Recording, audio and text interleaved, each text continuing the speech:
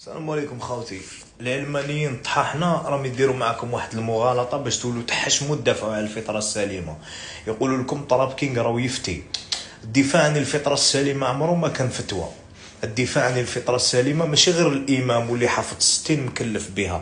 جميع انسان بشر عنده فطره سليمه حتى واذا كان كافر واجب عليه الدفاع عن الفطره السليمه. والدليل على ذلك اندرو تايت ما كانش مسلم وفي العالم الاول ومثقف عليكم كاع انتم العلمانيين ويدافع عن الفطره السليمه هنا وهنا ولا مسلم باسكو شاف باللي الدين الاسلام هو الاقرب للفطره السليمه.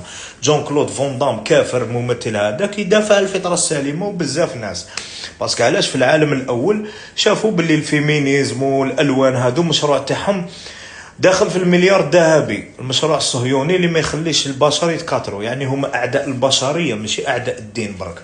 يعني باش تدافع على الفطره السليمه ماشي لازم تكون امام. المغالطه الثانيه لما يديروها العلمانيين طحاحنا يقول لك طراب كينغ موشم يدير الذهب يغني يطيح وتسمعوا له. الناس اللي تسمعني ام يديو مني الفكره، يناقشوا الفكره ماشي الشخص. ماشي كيما نتوما حيوانات تناقشوا الشخص ماشي الفكره، فهمت؟ الناس اللي تسمعني اذكياء يدوا مني الحاجه المليحه ويخليوا الحاجه اللي ماشي مليحه.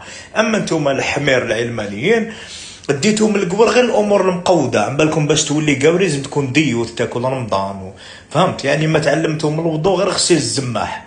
نصيحه من خلال هذا السطوري للعلمانيين الاغبياء، حبيت نقول لك دي من القبر غير الامور المليحه والامور السيئه خليها، وهذيك الامور السيئه حتى واذا ابتلاك ربي وديتها ما تدخلش لي ريزو نورماليزيها. مثلا انا نغني الراب ما ندخلش نقول لهم غنيو الراب كيما انا، نقول لهم بلي الوشام والراب حاجه حرام باش ما ناديوش الاعراف ديالنا.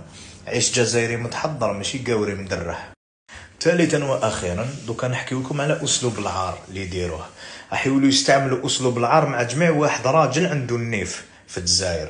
مثلا كيما انا يديروا لي يقولوا لي انت موشم تما انت ماشي راجل. المعصيه يا الحمارات لا تجردك من الرجوله.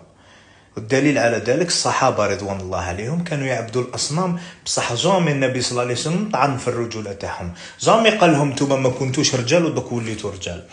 قال لهم كنتم على ضلال ماشي ما كنتوش رجال. كاين عباد كفار ماشي مسلمين بصح رجال. تروح عند واحد مسيحي راجل تبلى له مرتو يضربك، يعني هذه فطره سليمه ورجوله ما عندهاش علاقه بالدين. المعاصي حساب مع ربي سبحانه. اما انسان اذا كان عاصي ماشي معناتها ماشي راجل. الدين يزيد في الرجله لكن انعدامه في الانسان ما ينقصش من الرجله. الوشام ما يزيدش في الرجله بصح ما ينقصهاش ثاني حبيبي.